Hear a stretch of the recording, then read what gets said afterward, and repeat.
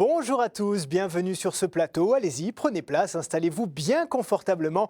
On continue notre voyage au cœur des expressions et traditions françaises. Aujourd'hui, lumière sur un proverbe bien connu, l'habit ne fait pas le moine. Bon, pas besoin d'expliciter, je suppose, ça coule de source. Ça signifie tout simplement qu'il ne faut pas juger les gens sur leur apparence. Et comme souvent dans cette émission, je vais vous proposer plusieurs explications, puisqu'en fait, on n'est jamais sûr à 100% de l'origine exacte de ces locutions. Selon certains historiens, il s'agirait d'une déformation progressive de l'expression de Plutarque, utilisée depuis la Rome antique, barba non facit philosophum, ce qui veut dire la barbe ne fait pas le philosophe. Mais pour d'autres, ce proverbe fait écho à un fait historique digne des plus grands James Bond, vous allez voir. Direction Monaco. Nous sommes à la fin du XIIIe siècle. Le Rocher est sous domination italienne, génoise plus précisément. Mais à Gênes, des factions aristocratiques s'affrontent depuis plusieurs années pour le gouvernement et le contrôle de la cité. D'un côté, il y a les Guelfes, fidèles au pape, et de l'autre, les Gibelins, fidèles à l'empereur romain germanique.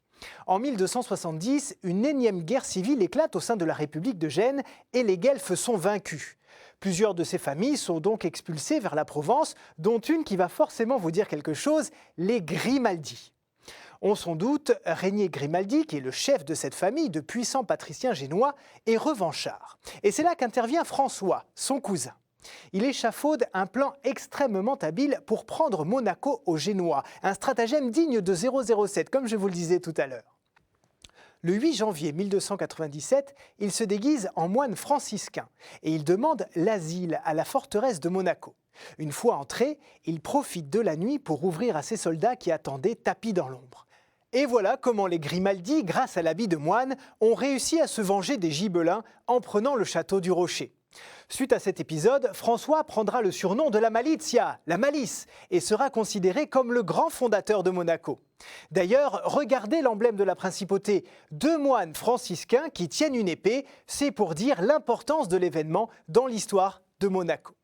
Et voilà d'où viendrait l'expression « l'habit ne fait pas le moine ». Là, c'est assez parlant. L'entourloupe a pu fonctionner parce que les gardes de la forteresse se sont basés sur le vêtement plutôt que sur l'homme qu'il y avait en dessous. Mais il y a une autre explication avancée par les historiens. On est toujours au XIIIe siècle et le pape Grégoire IX cite Saint Jérôme dans une lettre. Écoutez ça. Ce n'est pas à l'habit qu'on reconnaît le moine, mais à l'observation de la règle et à la perfection de sa vie. Il faut ainsi faire la distinction entre l'être et le paraître. Le pape fait référence aux moines de l'époque qui étaient bien loin de respecter leurs vœux. Ils accumulaient les biens, ils mangeaient à outrance, ils allaient courir la damoiselle, ils tuaient tout ce qui bougeait dans les batailles, bref, ils n'avaient pas une attitude très catholique, si je puis dire. Voilà, et comme d'habitude, on peut considérer que c'est l'amalgame de toutes ces versions qui a donné le proverbe qu'on connaît tous. C'est fini pour aujourd'hui les amis, merci de nous avoir accueillis chez vous et à la semaine prochaine pour de nouvelles aventures. Ciao!